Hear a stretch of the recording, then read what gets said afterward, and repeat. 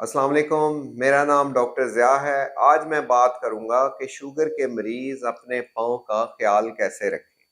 Sugar के मरीज़ को पाँव का ख्याल रखना बहुत ज़रूरी है क्योंकि हर 3 मिनट बाद दुनिया में एक शुगर के मरीज़ का पाँव कट रहा है, जो कि एक तशवीशनाक सूरत हाल है।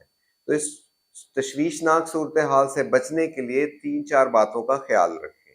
शुगर के मरीज़ डेली अपने पाँव का मुआयना सोने से पहले करें।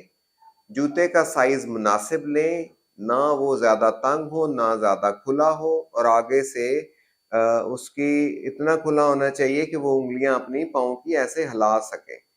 और नाखून काटते हुए एहतियात करें, नाखून स्ट्रेट काटें और कॉर्नर को ना काटें, ताकि पाँव का जो नाखून है उसके अंदर ग्रो ना कर जाए नेल बेड के अंदर।